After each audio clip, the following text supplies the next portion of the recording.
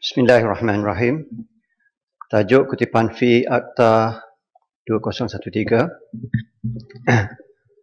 Kutipan fi memanglah diperlukan untuk mengurus dan menjaga muzium dan tapak-tapak sejarah dalam keadaan yang lebih selesa. Bagaimanapun, dengan lulusnya kutipan fi ini, keadaan di muzium dan tempat sejarah mestilah berada dalam keadaan yang lebih baik, terurus dan bersih, setanding dengan tempat-tempat sejarah dan muzium di negara-negara barat. Ini amatlah penting bersesuaian dengan status Malaysia sebagai negara ke-10 paling popular untuk dilawati oleh pelancong. Saya ingin juga menyentuh isu muzium terbuka atau tapak monumen tapak sejarah seperti Lembah Bujang, yang mesti juga dijaga dengan lebih baik dan rapi kerana keadaannya yang terbuka dan terdedah.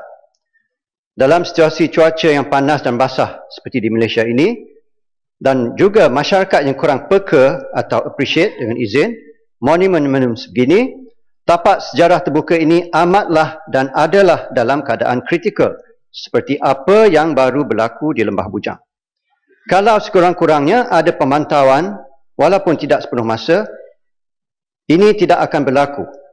Kontraktor yang telah memusnahkan monumen itu berkata mereka tidak tahu tapak sejarah. Kalau ada sekurang-kurangnya papan tanda basic, ini sudah tentu dapat mengelakkan situasi tersebut. Selain dari belanja pengawalan, masalah monumen tapak terbukti ini hendaklah diatasi dengan menyedarkan masyarakat, iaitu awareness dengan izin tentang pentingnya memelihara warisan kita. Kempen kesedaran atau awareness warisan amatlah penting kerana inilah yang menjadi masalah kita. Pihak-pihak berkuasa saja tanpa kempen yang lebih meluas untuk menjari masyarakat tidak akan berjaya tanpa kesedaran yang meluas. Selama ini, orang ramai banyak menjangka Lembah Bujang adalah warisan negara Hindu sahaja. Sekarang, pakar sejarah telah menjelaskan Lembah Bujang adalah tapak tamadun Melayu Hindu paling tua di Asia Tenggara, sebelum Melaka lagi. Tamadun Melayu Hindu selepas abad ke-12 menjadi tapak Kesultanan Melayu apabila pemerintah atau Raja Hindu memeluk Islam. Ini adalah satu perkara yang baru-baru juga didedahkan kepada masyarakat umum. Jika fakta-fakta ini diketahui lebih ramai di kalangan pihak berkuasa, mungkin insiden yang tragik ini dapat dielakkan dengan lebih ramai yang prihatin. Dalam masa yang sama, fakta-fakta sejarah hendaklah dipisahkan dari sentimen lain, perkaman dan politik. Ini mestilah kita berdisiplin dalam menghadapi isu-isu sejarah. Masyarakat juga perlu menghargai nilai warisan dalam pelbagai bentuk, termasuk warisan hidup. Contohnya, Pasar Payang Terengganu yang diancam untuk dirobohkan oleh kerajaan adalah contoh warisan hidup yang unik. Malangnya, ada yang berkata bangunan Pasar Payang belum cukup 100 tahun. Kenapa mesti 100 tahun? Yang beribu-ribu tahun pun telah roboh. Soal pokoknya, warisan hidup itu unik dan berharga kepada masyarakat dan negara. Dan Pasar Payang merupakan satu institusi perniagaan yang amat unik. Jangka masa 100 tahun bukanlah faktor utama atau kriteria.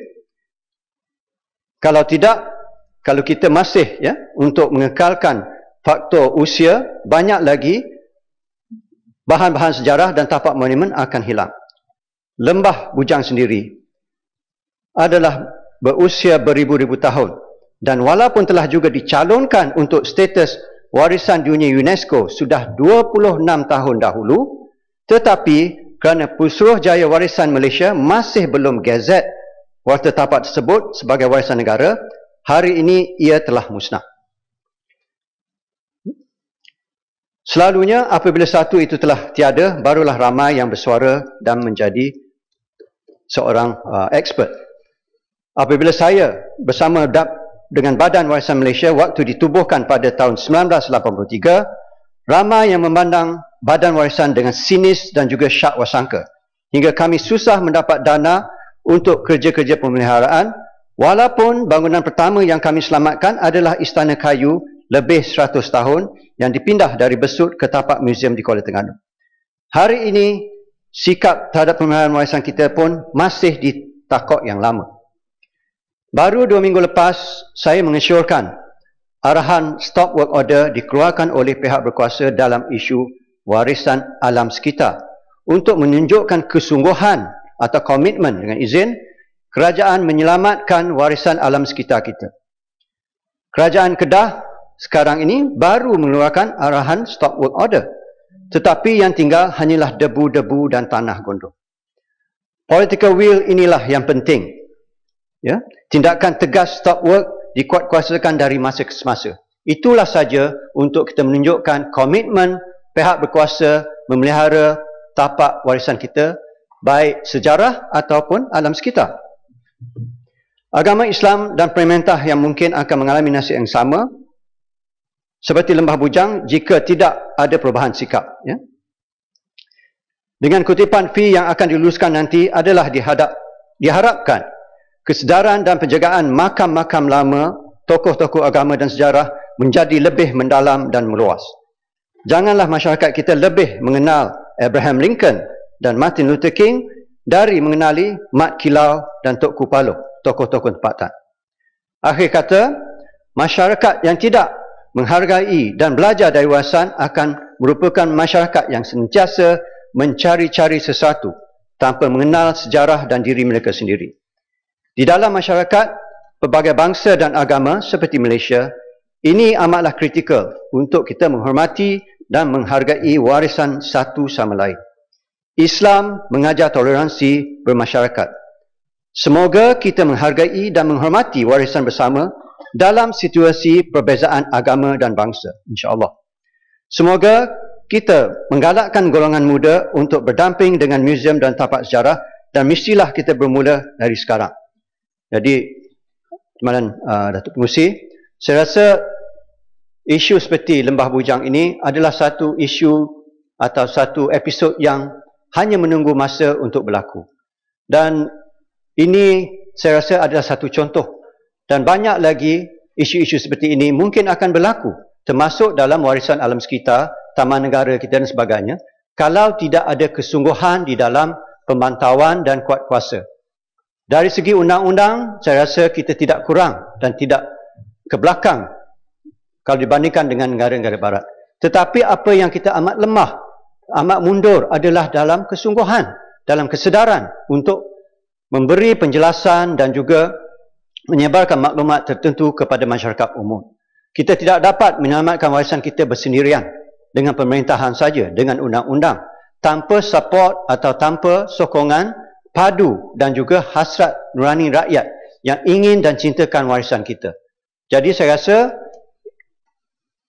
usaha kerajaan untuk menekankan lagi subjek sejarah adalah amat penting, tetapi kita janganlah hanya setakat melepaskan batuk di tangga, dan biarlah kita bersungguh-sungguh dalam memelihara sejarah kita. Dan kita tahu di dalam keadaan Malaysia ini ingin maju menjelang tahun 2020, setiap peniaga, pemaju, developer dan sebagainya akan cuba mengaut keuntungan yang berlipat kali ganda.